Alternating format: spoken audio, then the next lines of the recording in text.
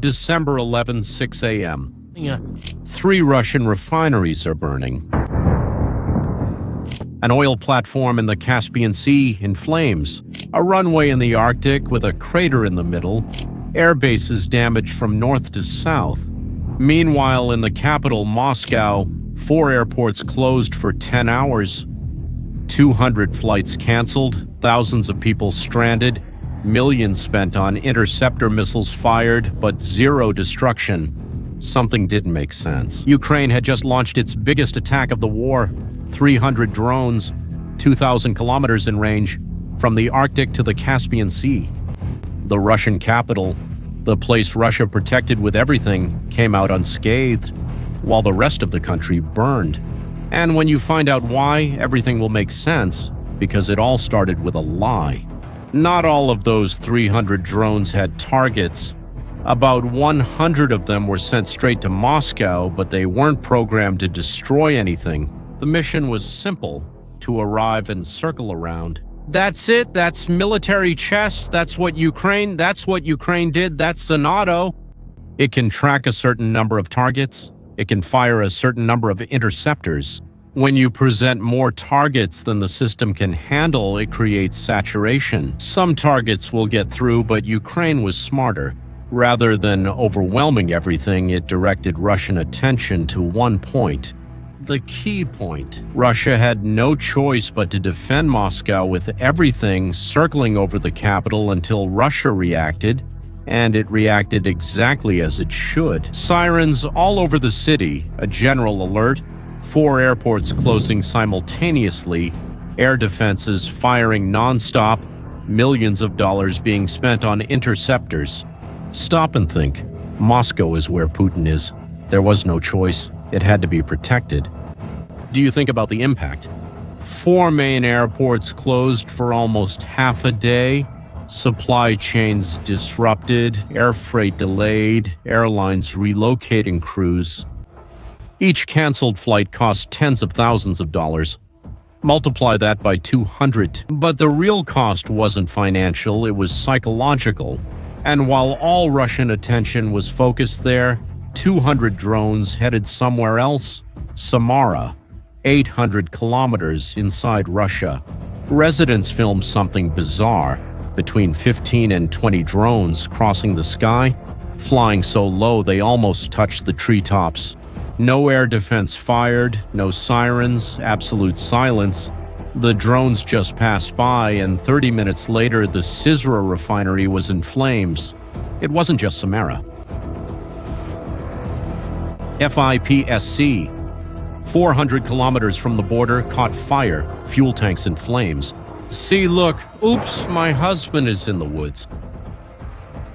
Production suddenly dropped by between 20% and 30%. And this refinery had already been attacked 5 times since July, now it's 6. This is the Ukrainian strategy, attacking the same target 6 times in 5 months. Each attack adds damage to the previous one.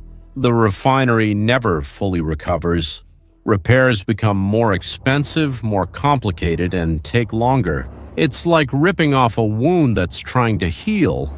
Eventually, it doesn't heal anymore. Just so you have an idea, FIPSC has the capacity to produce 9.1 million tons per year, but with constant attacks, it doesn't operate anywhere near that.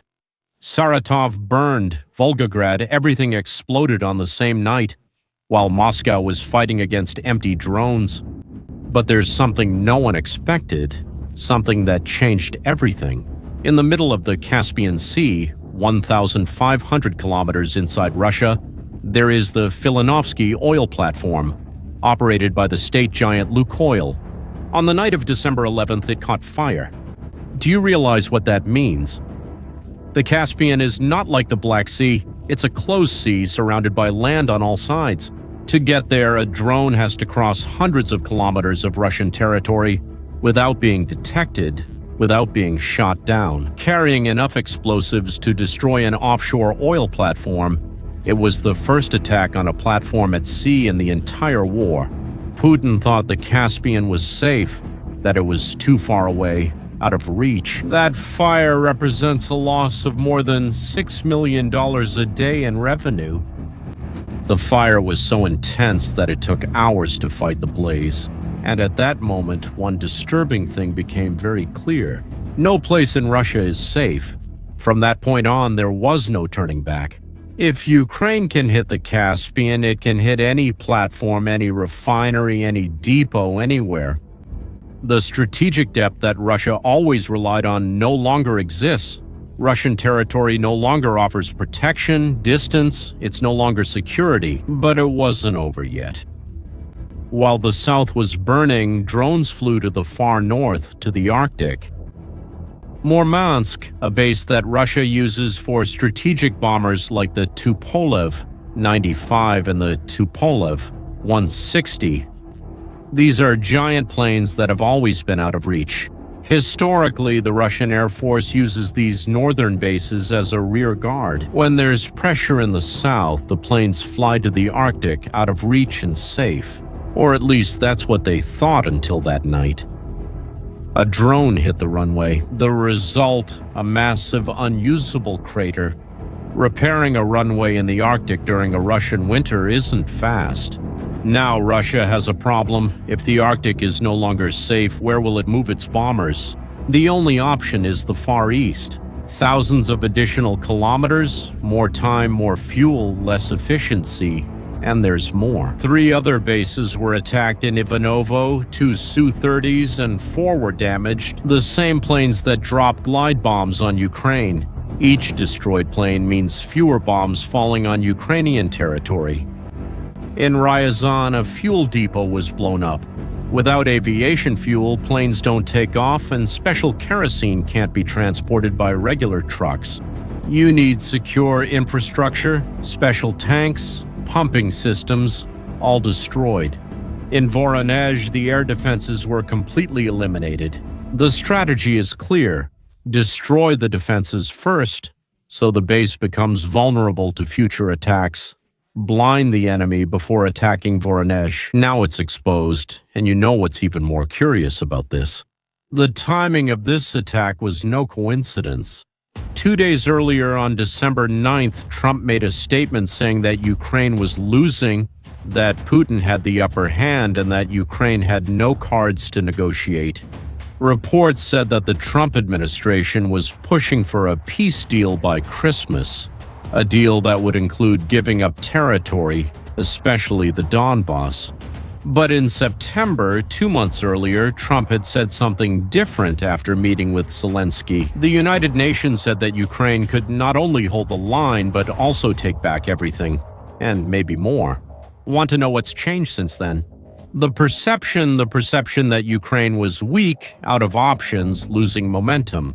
This change in tone didn't happen in a vacuum. There is a narrative in Washington that the war has turned in Russia's favor, that prolonging the conflict only leads to more suffering, that it's better to accept reality and negotiate. That narrative was gaining traction even among allies. 48 hours after Trump said that Ukraine had no cards to play, it showed exactly what cards it has, not with words. With fire from the Arctic to the Caspian, hitting targets that Putin thought were untouchable, coordinating 300 drones in an attack that completely fooled Russian defenses. It wasn't just a military operation, it was a political message, and of course Russia tried to downplay it. The Ministry of Defense announced that it shot down 287 drones, and the damage was minimal, but how do you explain it? 3 refineries burning, filmed by local observers and Russian military bloggers. How do you explain the Caspian platform on fire? The 200 canceled flights that affected thousands of people, the crater in the Arctic visible by satellite. The word minimal doesn't match at all with all this destruction. And when the government says that everything is under control and the damage is minimal, but citizens are seeing interceptor jets firing in the Moscow sky for hours, stuck in airports, watching videos of refineries burning. On social media, credibility has collapsed. This essentially is psychological warfare. Ukraine doesn't need to convince the Russian government, It needs to create doubt among the population about whether their leaders are telling the truth. And every time the ministry says it's minimal while people see fire, that doubt grows. And even if Russia is telling the truth, this attack is still impressive. Because if Russia shot down 287 out of 300 drones, only 13 were left. And those 13 drones burned 3 refineries, an offshore oil platform, destroyed a runway in the Arctic, damaged planes, and blew up fuel depots. Stop and think, just 13 drones did all that. Or is Russia lying, or is it Russia? Did many really get through? What became clear is that the strategy worked perfectly, and this operation revealed something else: Ukraine's industrial capability. These 300 drones didn't come from outside, they were produced internally. The Li-UT, for example, has a range of 2,000 kilometers and carries a payload of 350 kilograms of explosives. The cost is $200,000 each. Now compare that to Russian interceptor missiles, which cost millions. The math doesn't add up. Ukraine spends hundreds of thousands to force Russia to spend millions. But there's an even more crucial detail. I'm talking about that strategy of repeatedly attacking refineries that I mentioned earlier, because before Ukraine would attack, wait, attack again, and give time for repairs. Now it's different. They attack the same targets multiple times. The Ifipsk refinery, which we saw earlier, has been hit 6 times since July and Syzran 3 times since August. Each attack increases damage. Repairs get costlier, more complex, and take longer. The refineries are staying out of operation for increasingly longer periods. And as a result, Russia's national oil refining capacity has dropped to 5 million barrels per day. That means less gasoline, less diesel, fewer products to sell, and less money to fund the war. As you can see, Ukraine is bleeding Russia economically, and December 11 proved that Ukraine has the reach, technology, and will to continue indefinitely. So when you hear that Ukraine is losing, do you remember that night? A nation capable of coordinating 300 drones across 2,000 kilometers from the Arctic to the Caspian, using decoys to fool one of the largest air defense systems in the world. It's not a nation on the verge of collapse. It's a nation that's adapting, evolving, that has found a way to fight on its own terms. In the end, this war won't be decided by how many tanks each side has or how much territory is at stake. It will be decided by who can sustain the effort the longest. Now, I want to know your opinion. Do you think this kind of attack changes the course of peace negotiations? Write it in the comments. If this video added value for you, share it with someone who needs to understand what's really happening in this war, and subscribe to the channel so you don't miss the next analyses. I'll see you in the next video.